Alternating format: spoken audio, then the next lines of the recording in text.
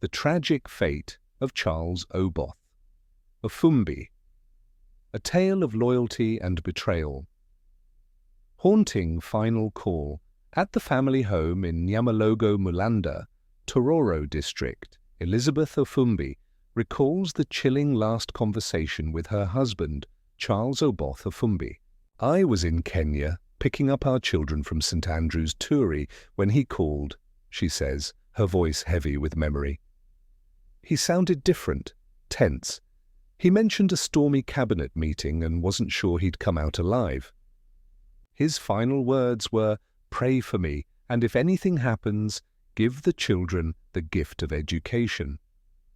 Those words lingered as Ofumbi drove to Nile Mansions, now Kampala Serena Hotel, for a special ministerial meeting called by President Idi Amin. The date was February 16, 1977, and the air was thick with foreboding. A sinister stage.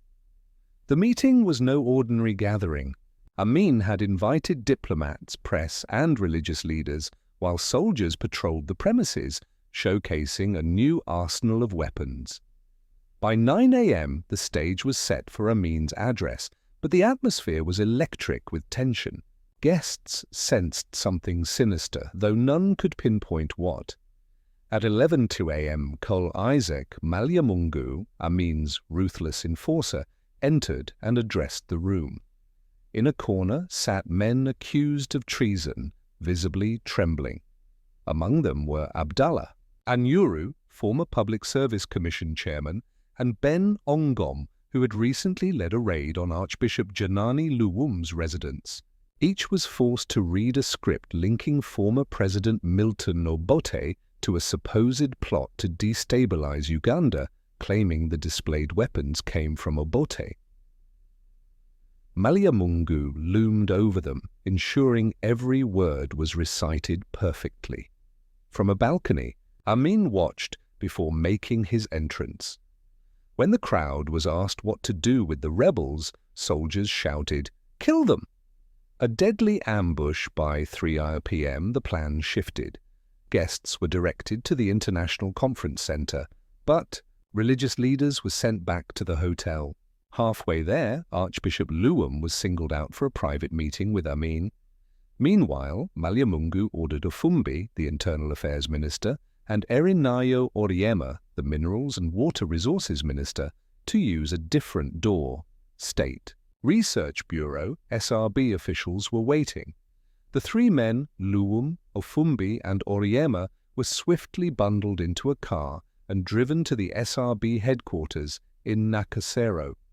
There, after brutal questioning, they were shot at point-blank range. There'll be a cover-up, a faked accident. To conceal the murders, the army staged a car accident near Kitante Road's golf course. 2 vehicles, a Range Rover used by Amin for hunting, and another registered to the SRB, UVS 299, were arranged to look like they'd collided head-on. The bodies were placed inside. Henry Kiemba, in his book State of Blood, recounts receiving a call from Vice President Mustafa Adrisi at 9 p.m. claiming Oryema and others had died in a motor accident. Skeptical, Kiemba alerted Mulago Hospital's mortuary, but grew concerned when the bodies didn't arrive. At 5 a.m. on February 17th, they were finally delivered on an army truck, bullet-riddled and shot at close range. Luwum had a bullet through his mouth and multiple chest wounds. Ofumbi and Oryema bore similar injuries. The Voice of Uganda claimed the trio died while trying to seize control of their vehicle, causing a crash. Adrisi, testifying before the 1986 Justice Arthur Oda Commission, admitted doubting Amin's story, noting no accident scene was visible on the route he'd travelled. Elizabeth's heartbreak. Elizabeth, still in Kenya, tried contacting her husband. A relative answered, warning her that Ofumbi had been arrested, their Nakasero home was surrounded, and phones were tapped. She kept the news from her children, moving them to their Nairobi residence. That evening, a friend in Kampala confirmed Ofumbi's death, already reported on radio. "I broke the news to the children," she says. "Our eldest son was 17. Kenya's Vice President Daniel Arap Moi, a family friend, provided security. Despite warnings, Elizabeth was determined to return to Uganda. Nothing was going to stop me," she says. At the border, Tororo's district commissioner, following Moi's orders, tried to block her, but she insisted, "I'm going to bury my husband." A painful homecoming in Tororo, Elizabeth reported to the police, who informed her that Ofumbi's body had been airlifted from Bombo Army headquarters to their Nyamalogo home. Ironically, Amin had ordered security for the family. 5 cars escorted me, Elizabeth recalls. She first visited her parents in Bunyole, who feared she too had been killed. Reunited, they joined a convoy to Nyamalogo. There, soldiers surrounded the home. Ofumbi's body lay in the sitting room, his right hand and leg broken, a piece of his ear severed. "The army said my family had fled," Elizabeth says. After 2 days, Ofumbi was buried, and soldiers remained until Amin's regime fell in. 1979, one gate, wired shut to keep onlookers away, remains unopened.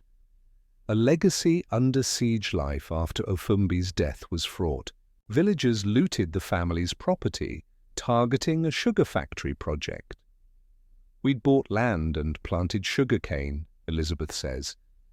After Amin's fall, they burnt the canes, cut the fences, and settled on the land. The family has faced court battles and false accusations of land grabbing. "Drunkards still knock on our gate, hurling insults," she adds. Most of Ofumbi's children have settled abroad, carrying forward his wish for their education. Ofumbi and Amin, a complex. Bond born in 1932 in Tororo to evangelist Semu Kole. Ofumbi overcame early hardship, funding his and his siblings' education through odd jobs. A brilliant student, he attended King's College Budo and rose through Uganda's civil service, becoming a permanent secretary by 1965. He worked alongside Amin at the Ministry of Defense, aware of Amin's financial misconduct and post-1971 coup. Killings. As Internal Affairs Minister, Ofumbi knew too much about Amin's regime, including the Congo gold scandal and army atrocities. Demoted in 1973 to assess abandoned Asian properties, he resented the slight even after reinstatement. In 1972, Amin briefly named him acting president and laid a foundation stone for a church Ofumbi built in his father's memory. Yet, as Kiemba writes, Ofumbi's knowledge made him a liability. His loyalty to Uganda cost him his life, a stark reminder of the dangers of serving under a tyrannical regime. A family's resilience, Elizabeth's courage, and her children's pursuit of education honor Ofumbi's final wish. The Nyamalogo home, built in the 1970s, stands as a testament to their endurance, even as the scars of 1977 linger. The story of Charles Oboth Ofumbi is one of sacrifice, betrayal, and an unyielding commitment to family and truth.